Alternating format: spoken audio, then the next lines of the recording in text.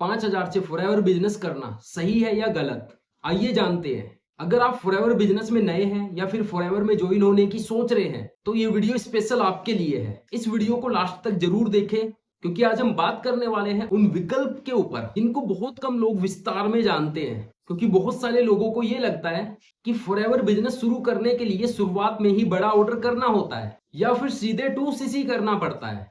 लेकिन कई लोग ऐसे भी होते हैं जिनका बजट कम होता है, जो पहले बिजनेस को समझना चाहते हैं और प्रोडक्ट को यूज करना चाहते हैं और धीरे धीरे आगे बढ़ना चाहते हैं। और ऐसे लोगों के लिए ही एक एंट्री लेवल शुरुआत का विकल्प होता है जिसे कई लोग 5,000 की शुरुआत पॉलिसी भी कहते हैं। लेकिन क्या ये सही है? इसके फायदे क्या है, इसके नुकसान क्या है और आपको इस पोजीशन पे रुक जाना चाहिए या नहीं? इन सभी सवालों के जवाब आपको इस वीडियो में मिलेंगे। बस लास्ट तक बने रहे, चैनल को सब्सक्राइब कर ले और लाइक कर दे। सबसे पहले हम समझेंगे कि 5,000 से शुरुआत करने का मतलब क्या है। देखो, कई लोगों को तो ये भी लगता है कि 5,000 का ऑर्डर एक ही बार में करना होता है, लेकिन सही ये है, कंपनी पॉलिसी के अनुसार आपको 1 महीने के अंदर ये 5,000 का ऑर्डर करना होता है।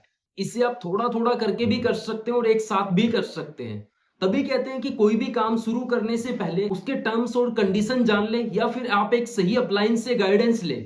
और सवाल ये भी आता है कि आखिर एक व्यक्ति 5,000 से शुरू करना क्यों चाहता है? देखो, रीजन ना बहुत सिंपल है। हर कोई शुरुआत के अंदर ना डरता है रिस्क लेने से। और कई लोग ऐसे होते हैं जो प्रोडक्ट को पहले समझना चाहते हैं, यूज करना चाहते हैं, उसके बेनिफिट जानना चाहते हैं। और यहीं पे ये पॉलिसी काम आती है। पहले हम इसके फायदे जान लेते हैं, नुकसान आगे जानेंगे।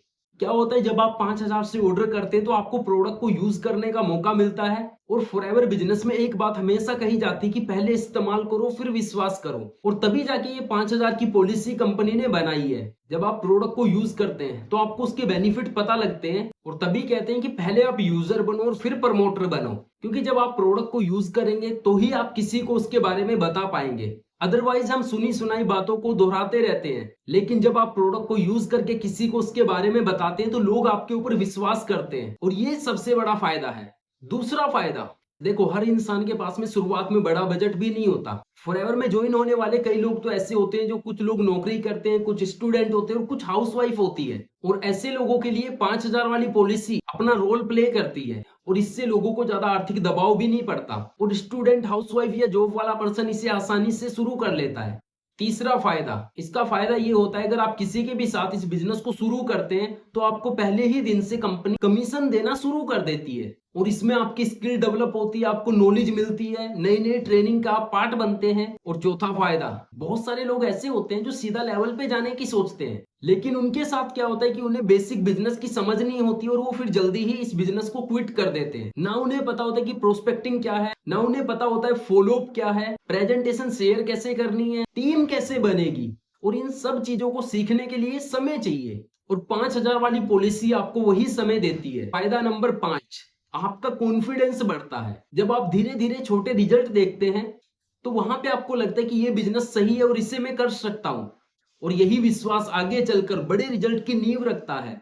और अब बात करते हैं इसके नुकसान क्या है, क्योंकि फायदे तो आपको हर कोई बताता है, लेकिन मैं आपको दोनों चीजें बता रहा हूं, फायदे भी और नुकसान भी। सबसे पहला नुकसान है कि आपकी जो ग्रोथ है वो धीरे धीरे होती है, क्योंकि अगर आप इस लेवल पे ही रुक जाते तो आपकी ग्रोथ कम हो जाती है। क्योंकि इस बिजनेस को आगे बढ़ाने के लिए आपको एक लेवल चाहिए होता है जिसका नाम है 2cc, और अगर आप ज्यादा टाइम तक इसी लेवल पे रहते हैं तो आपकी ग्रोथ बहुत कम होती है, और सिर्फ आपको यहाँ पे एक्टिव इनकम लेने का ही मौका मिलता है। और दूसरा नुकसान, टीम की इनकम नहीं ले सकते आप, क्योंकि कई बार लोग ये सोचते हैं कि जैसे ही वो इस बिजनेस के अंदर जुड़े तो उन्हें पूरी टीम का पैसा आना शुरू हो जाए। और फॉरएवर के अंदर आपको अलग अलग लेवल पे अलग अलग इनकम आती है, तो अगर आप पूरी टीम से इनकम लेना चाहते हैं तो आपको शुरू इससे करना चाहिए, लेकिन जितना जल्दी हो सके अपना 2cc लेवल जरूर कंप्लीट कर लें, क्योंकि यहाँ पे जो आपकी इनकम है वो एक सीमित रहती है। और तीसरा नुकसान, आपको यहाँ पे डिस्काउंट, कैशबैक और काफी सारी इनकम ऐसी है जो इस लेवल पे नहीं मिलती। इस लेवल पे आपको सिर्फ रेफरल कमीशन मिलता है, इसके अलावा कुछ नहीं मिलता।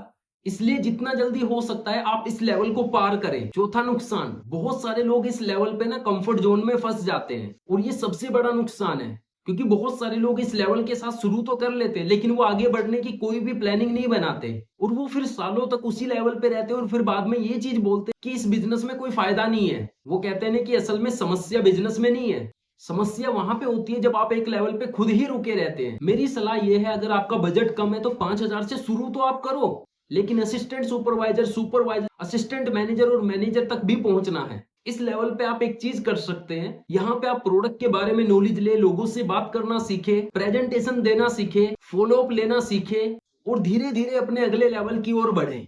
क्योंकि फॉरएवर बिजनेस कोई लॉटरी सिस्टम नहीं है, यहाँ पे आपकी मेहनत, आपके एफर्ट्स और रिस्क सारी चीजें लगती है। तो डिसीजन आपने लेना है। आपको 5,000 की पॉलिसी से शुरू तो करना है, लेकिन इस पे रुकना नहीं है। और इस वीडियो में आपको मैंने दोनों चीजें समझाई है कि कम बजट से शुरू करने का फायदा क्या है और नुकसान क्या है। अगर आप अभी नए हैं तो शुरुआत करने से मत डरिए, लेकिन एक बात हमेशा याद रखें, शुरुआत छोटी हो सकती है लेकिन सोच आपकी बड़ी होनी चाहिए। अगर आपको ये वीडियो पसंद आई तो इस वीडियो को अपनी टीम के साथ में शेयर करें, लाइक करें और चैनल को सब्सक्राइब करना ना भूलें। और कमेंट में आप मुझे जरूर बताएं कि नेक्स्ट वीडियो आपको किस टॉपिक पे चाहिए।